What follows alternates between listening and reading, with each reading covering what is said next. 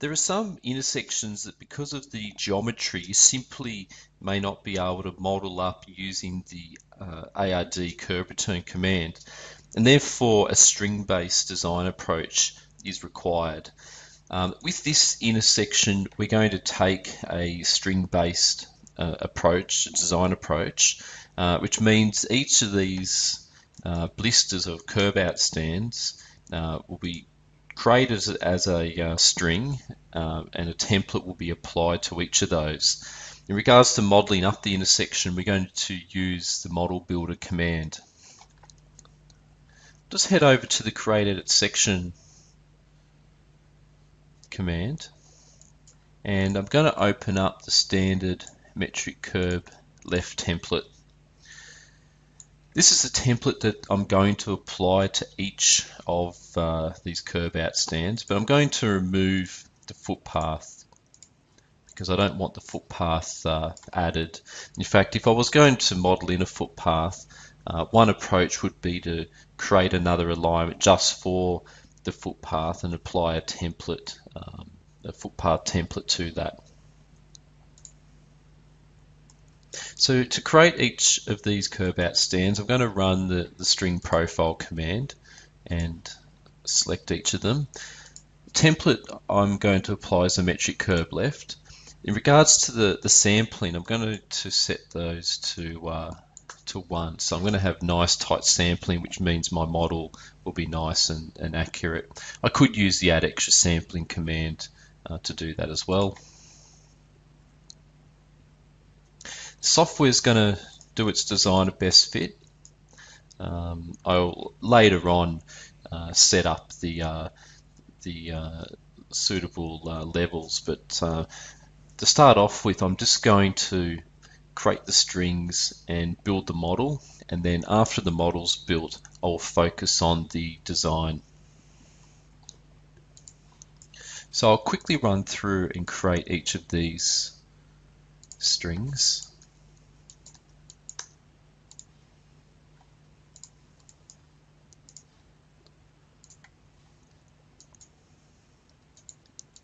And apply the metric kerb left template to each of those.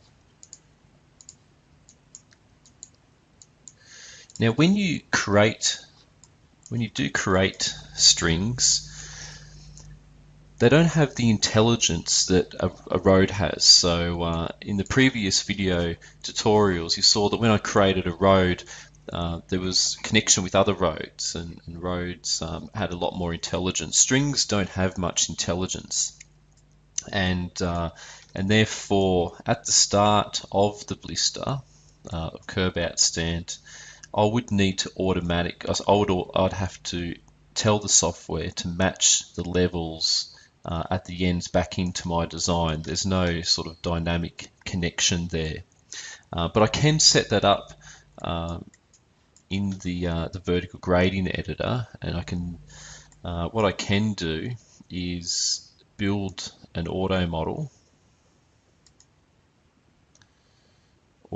surface, and what I can do is for the first few meters here of the string, and for the end as well. So what I might do is say, well, for the first meter, I'm going to match the levels down to my total model surface, and the total model surface is currently the levels from the road here. So if I select apply and exit to that, you can see that those levels are matched to the current road design. And then when I'm working on my kerb outstand, I know that I'm transitioning back into the road levels there. So I would do that for each end on each of these kerb outstands. So now that the kerb outstand strings have been created and a kerb template has been added to each of those, you can now go about modeling up the intersection using Model Builder. So before I jump into Model Builder, I'm going to select on Toggle Display, and under the Models and Line Work tab, I'm going to tick off the display of total model. The line work that I want to display will be this new model that I'm going to create. I'll just get rid of that batter line either side.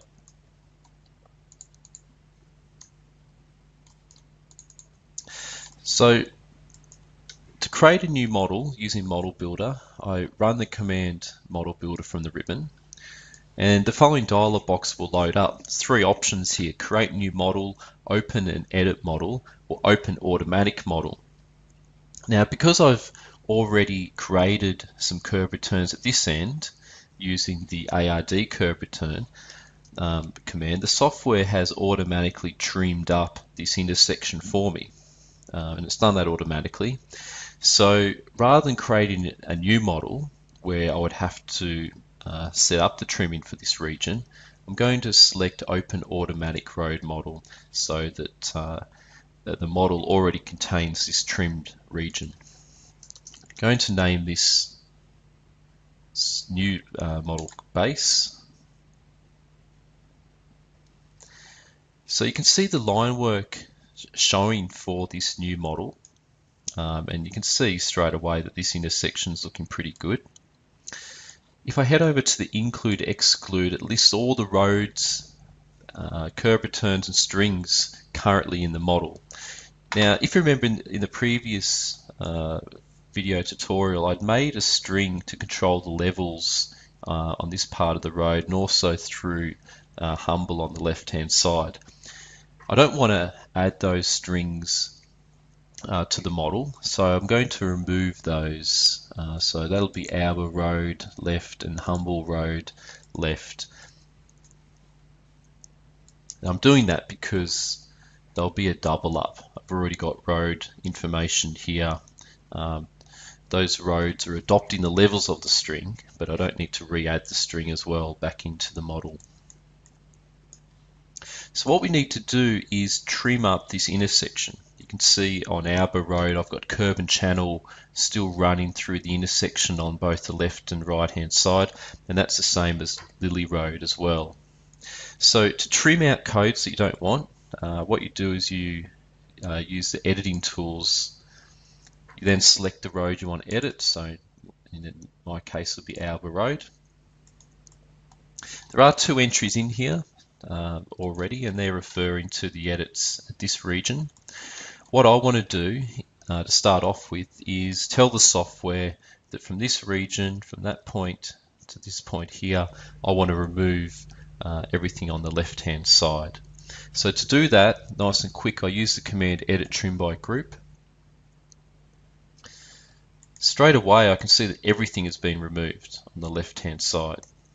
So that's because the exclude all option has been selected. What I want to do is pick only exclude the left. So it's doing that for the whole length of the road, but what I want to do is specify the region, which will be from this point to that point there. Now, listed in the change list are all the sampled sections. I want to add a new sampled section right here, so I can, when I apply this change range, I can use that exact point.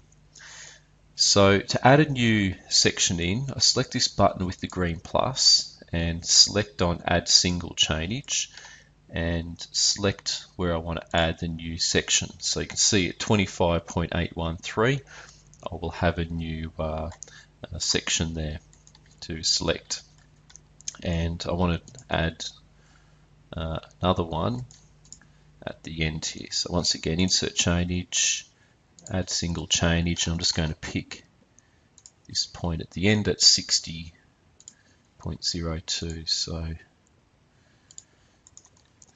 the software will draw in these blue cyan lines indicating the region. And so you can see that from this region, everything on the left-hand side has been excluded. So if I click OK, what I want to do now is repeat those same steps for the right-hand side. So edit trim by group, exclude everything on the right, and then I just pick the region that I want that to occur. So 24.7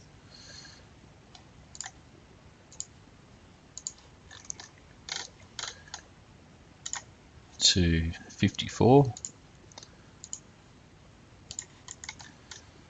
Alright, and then once again you can see that everything has been excluded, this time on the right hand side. So if I click OK to that, Alba Road has been trimmed up as it should be. But now I need to apply those same edits to Lily. So to select Lily Road, I could either pick from a list or I can use the picker to actually select the road. So I might do that and select on the Lily alignment, Lily Road. So the current road that I'm editing is now Lily Road.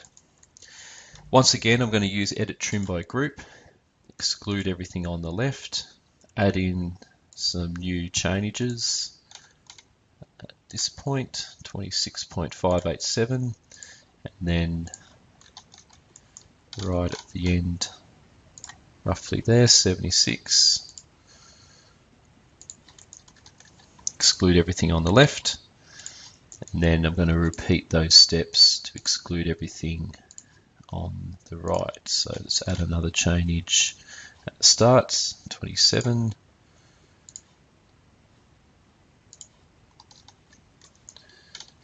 And another one at the end, 61.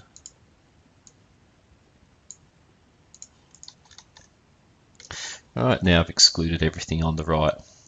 Click OK to that. And that's pretty much it.